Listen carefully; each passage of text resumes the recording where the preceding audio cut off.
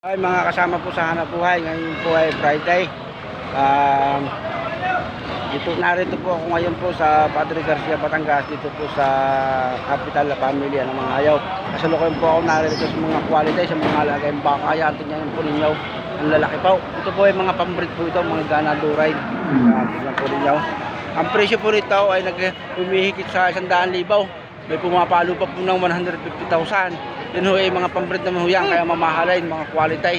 Ay, makikita naman ho ninyo ang karakas, hindi basta. Yan. Tingnan naman ninyo, yung lalakay, mga baka. Ay, hindi basta ho. Nasi kuya ho. Laga. Yan, tingnan ninyo. Yan, tingnan ninyo ho. Yung panoodin ng ayaw sa talaga hong presyo, may lasa. At pag naman ho kayo may mga bakang ganay, perang malaki na ho. At talaga ho, dito sa Batangas ay malaking negosyo itong bakahan. Ito ho yung mga bakang Batangas ho ito. High quality, hybrid po. Alam po ninyo dito sa Batangas, napakatataas na po ng lahi ng mga baka para po mga baka na sa ibang bansa. Mga ganado rin ho ito, hindi po ito pamakatay, inuulit ito. Makikita naman ho ninyo. Nagaganda naman ho ayaw. Wala si kuya. Wala ko. Talaga mga nakatuwa ay mag-iingat. Mamaya. Puging-pugi yan. Puging-pugi kanyang mga baka. Napakaganda. Yan. Naman ninyo. Hindi basta. Yan. Tingnan ninyo. Talaga naman nakakatuwa ho ay. Mga bakang aray. Malalaking presyo. Higit na sa dali bro naman huway. Yung isa nila itanong ko isa 150,000. Yan. Yan ninyo. Ito medyo.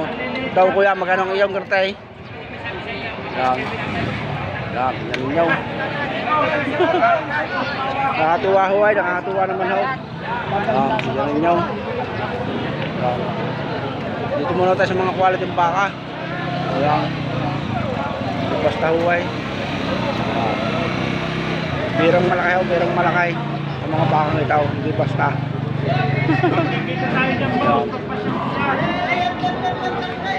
Galing nyo. Ang magbabaka. Natuwa naman huway. Kanya-kanya ho silang hawak ng tanay. Hindi basta ho.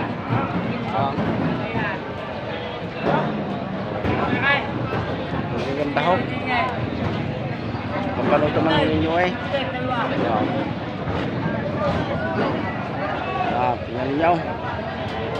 Ayos.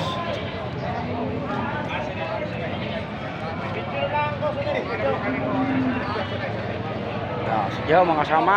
Shout out nga pala sa lahat ng aking mga tagahanga dito sa mga pagbabaka. At kaya kayo bibigyan ko ng ideya. Yo, God bless po.